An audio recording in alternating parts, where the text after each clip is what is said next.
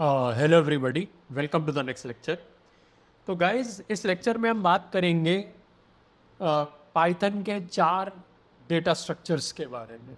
एक इंट्रोडक्शन देंगे और फिर नेक्स्ट लेक्चर से गाइस हम एक एक करके इन डेटा स्ट्रक्चर्स के डिटेल्स के अंदर जाएंगे। ठीक है, तो गाइस पाइथन प्रोग्रामिंग लैंग्वेज आपको 4 अलग अलग डेटा स्ट्रक्चर्स प्रोवाइड करवाती है जो कि इनहेरेंट है। डेटा स्ट्रक्चर्स मतलब 4 अलग अलग डेटा को स्टोर कराने के तरीके। ठीक है, सबसे पहला तरीका है गाइस, उसे हम कहते हैं लिस्ट्स या लिस्ट कह लीजिए आप। ठीक है, दूसरा तरीका है गाइस डेटा को स्टोर कराने का, उसे हम कहते हैं डिक्शनरी। ठीक है, तीसरा तरीका है गाइस, उसे हम कहते हैं सेट।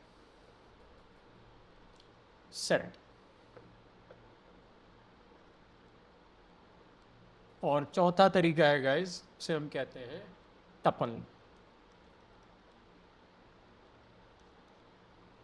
तो पाइथन में कुल मिलाकर के 4 इनहेरेंट वेज है, 4 इनहेरेंट डेटा स्ट्रक्चर्स हैं जिनकी मदद से हम डेटा को स्टोर करा सकते हैं।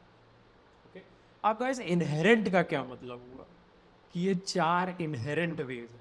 ठीक है, इनहेरेंट का मतलब ये हुआ गाइस कि इन 4 डेटा स्ट्रक्चर्स को डिफाइन करने का जो कोड है, यानी कि क्लास का जो कोड है, क्योंकि ये 4 अलग अलग तरीके हैं तो इसका मतलब ये 4 अलग अलग कैटेगरीज हैं, 4 अलग अलग क्लासेस है गाइस। ठीक है, डेटा को स्टोर कराने की 4 अलग अलग क्लासेस हैं, 4 अलग अलग कैटेगरीज हैं। तो इसका मतलब इनकी जो क्लास है, ओके, या फिर कहना चाहिए कि इनकी क्लास को डिफाइन करने का जो कोड है वो पहले से ही पाइथन प्रोग्रामिंग बनाने वालों ने अंदर लिखा हुआ है।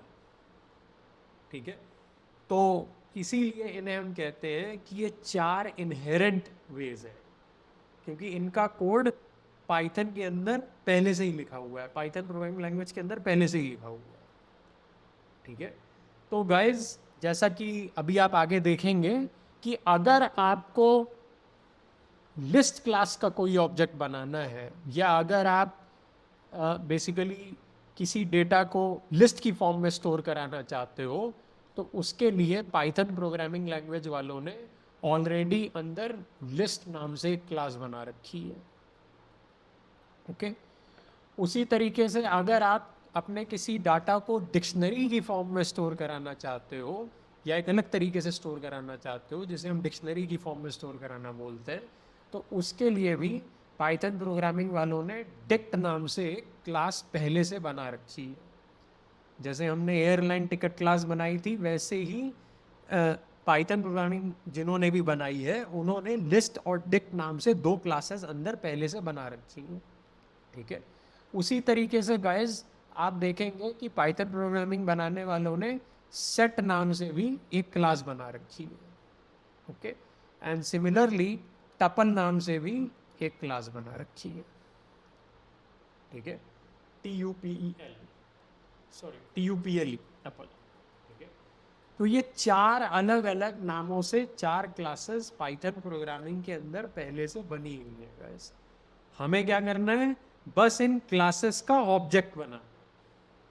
ठीक है, और अभी आप आगे देखेंगे कि जैसे ही आप इनमें से किसी भी एक क्लास का ऑब्जेक्ट बनाएंगे तो फौरन उस ऑब्जेक्ट से जुड़े हुए जितने भी एट्रीब्यूट्स हैं और जितने भी फंक्शंस हैं वो सब हम एक्सेस कर पाएंगे डॉट लगा करके।